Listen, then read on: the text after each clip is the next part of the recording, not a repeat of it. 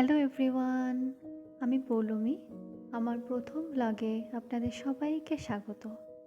এখন সকাল প্রায় 8টা, চারিদিকটা পুরো বরফে ঢেকে আছে। এই ওয়েদারে সকাল সকাল এক কাপ চা না হলে দিনটা ঠিক শুরু করা যায় না। ব্যাস, যেমন ভাবা তেমন কাজ। চলে এলাম চা বানাতে, সাথে ভাবছি জল খাবারটাও একেবারে বানিয়ে নেব।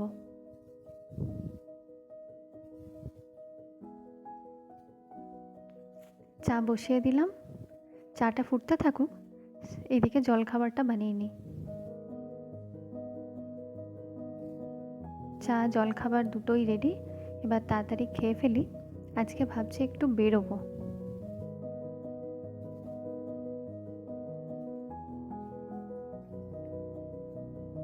চা জলখাবার খাওয়া হয়ে গেছে, চলে এলাম রান্নাঘরে। রাতের রান্নাটা বসিয়ে দিলাম। আজ ভেবেছি একটু মন্দিরে যাব। এখানে একটা হিন্দু মন্দির আছে, যেখানে প্রত্যেক রবিবার সকালবেলা পূজা আরতি হয় আর তারপর ভোগ খাওয়ানো হয়।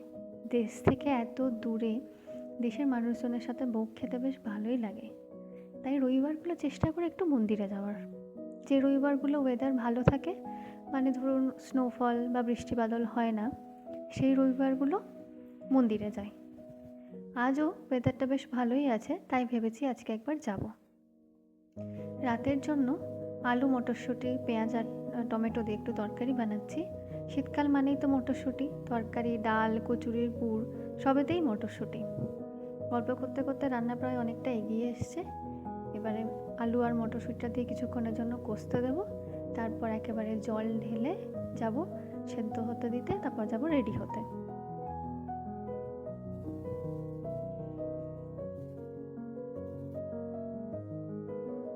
আমরা ক্যানাডার হ্যালিফ্যাক্স শহরে থাকি। এখানে শীতকালে প্রচণ্ড ঠান্ডা পড়ে, তাই খুব একটা শীতকালে এদিক ওদিক বেরোনো যায় না। তাই আজ যখন বেরোবই, একেবারে মন্দির থেকে বেরিয়ে কিছু গ্রসারি শপিং করার আছে, শপিং করে তারপরে একেবারেই ফিরবো। আজকে রাত্রে রান্নাটা হালকার মধ্যেই করলাম। এখানে শীতকালে আসলে বেশি বাড়ি থেকে বেরোনো হয় না তো, তাই বেশি রিচ রান্না খেলে, বিশেষত রাত্রেবেলা খেলে হজম হতে চায় না, প্রচণ্ড অসুবিধা হয়। তাই একদম হালকা সাদামাটা, ওই যেরকম তেলের মধ্যে একটু জিরে ফোড়ন দিয়ে, তারপর রসুন কুচি, আদা কুচি, টমেটো কুচি, পেঁয়াজ কুচি দিয়ে ভালো করে ভেজে নিয়ে দৈনন্দিন সমস্ত মশলাপাতি দিয়ে একটু জল দিয়ে কষিয়ে নিলাম। তারপর আলুটা দিয়ে দিলাম। আলু দিয়ে কিছুক্ষণ কষিয়ে নেব। আলুটা দিয়ে কিছুক্ষণ কষিয়ে নেওয়ার পরে একদম শেষে দিয়ে দেবো মটরশুঁটিটা।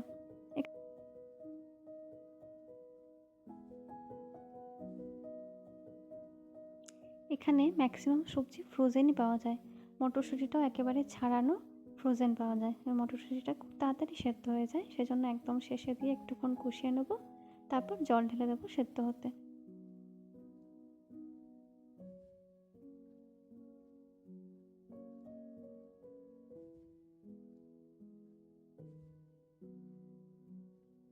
কষানো হয়ে গেছে, জলও দিয়ে দিয়েছি, এবার ঢাকা দিয়ে দেবো, তারপর যাবো রেডি হতে।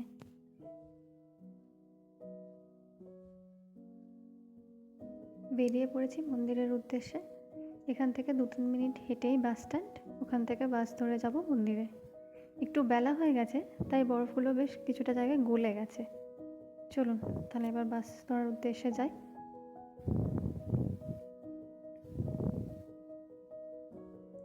বাস পেয়ে গেছি, 15-20 মিনিটের মধ্যে মন্দির পৌঁছে যাব।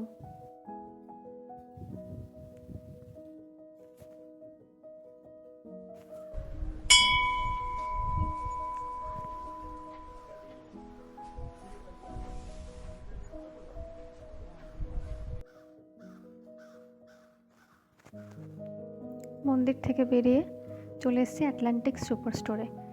এখান থেকে কিছু কিছু গ্রসারি শপিং করার আছে, সেই শপিংগুলো করে নেব।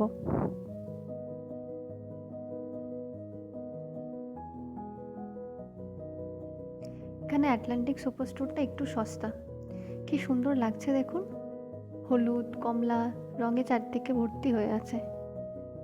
চলুন যা যা জিনিস দরকার তাড়াতাড়ি ঝটপট নিয়ে নিই। আমি এলাম এই সবজির দিকটায়, আর ও গেছে মাছ মাংসর দিকটায়। চলুন কিছু কিছু জিনিস নিয়ে নিয়েছি, আরও বাকি যা যা লাগবে তাড়াতাড়ি নিয়ে তাড়াতাড়ি ফিরে যায়।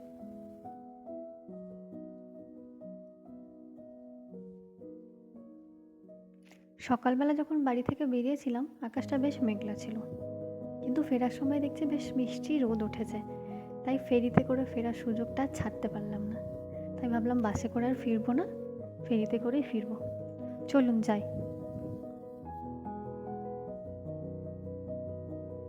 এই যে একটা ফেরি দাঁড়িয়ে আছে, এটা করেই বোধহয় আমরা ফিরবো। ফেরি এসে গেছে। নিচে আর না বসে সোজা চলে এলাম উপরে। উপরে বসলে চারপাশটা খুব ভালো করে দেখা যায়। আসলে আমরা যে শহরে থাকি আর মন্দিরটা যে শহরে, সেই দুই শহরের মধ্যে দিয়ে গেছে আটলান্টিক মহাসাগর। তাই এই দুই শহরের মধ্যে যাতায়াত করতে গেলে যেমন বাসে ক্যাবে করে যাওয়া যায়, সেরকম ফেরিতে করেও যাওয়া যায়। রোদ উঠেছে দেখে ইচ্ছে হলো একটু ফেরিতে ফিরি। জলটা কি সুন্দর লাগছে দেখুন, পুরো চারপাশটা নীল।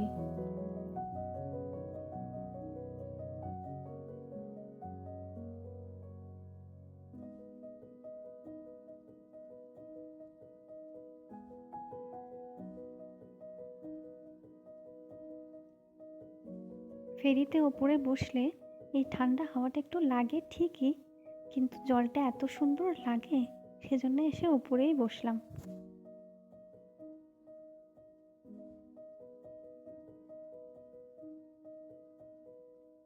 আর খুব বেশিক্ষণ লাগে না এক শহর থেকে আরেক শহরে পৌঁছাতে। এই ধরুন মোটামুটি 5-7 মিনিটের মধ্যেই পৌঁছে যাব।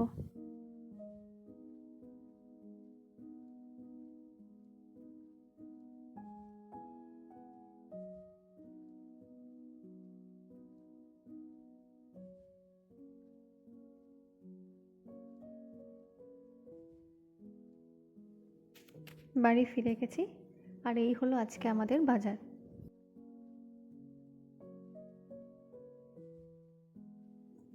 আজকে নিয়েছি একটু তেল, সয়া সস, দুধ, একটা চালের প্যাকেট, পিৎজা, আইসক্রিম, কিছু মাছ মাংস, সবজিপাতি, এইসব।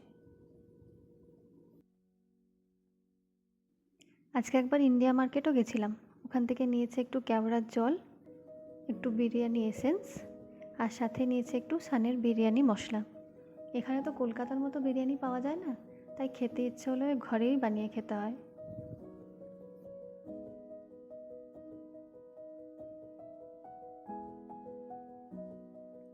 এখন প্রায় রাত্রি 8:30 মতো বাজে।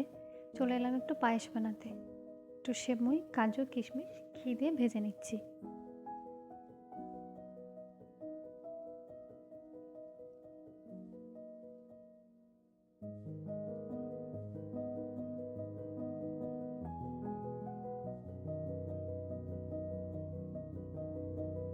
একটু লাল লাল করে ভাজা হয়ে গেছে।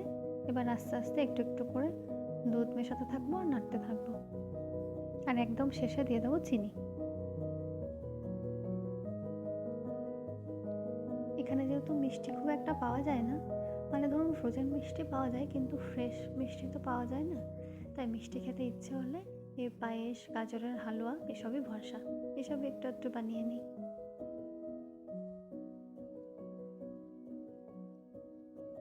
পায়েস প্রায় শেষের দিকে। এবার লুচির ময়দাটা মেখে নেব। আমি এখানে 2.5 কাপ মতো ময়দা দেবো, তাতেই দুজনের হয়ে যাবে। সাথে কিছুটা আটা মেশাবো আর একটু নুন আর তেল।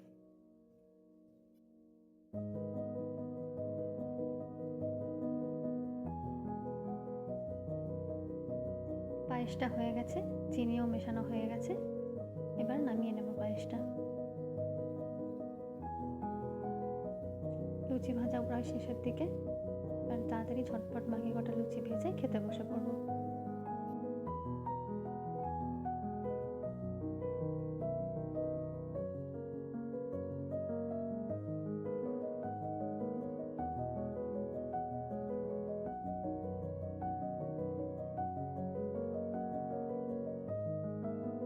রাত্রের খাবার রেডি, লুচি, পায়েস, তরকারি। চলো তাড়াতাড়ি খাওয়াটা সেরে ফেলি। রাত্রিরে খাওয়া দাওয়ার পরে একটু নিচে নেমেছিলাম। নেমে দেখি আবার স্নোফল হয়েছে। কি সুন্দর লাগছে দেখুন, কি অপূর্ব লাগছে চারপাশটা। চলুন আজকে ব্লগটা তাহলে এখানেই শেষ করি। আপনারা সবাই ভালো থাকবেন, সুস্থ থাকবেন, আনন্দে থাকবেন। দেখা হবে নতুন একটি ব্লগে। শুভরাত্রি।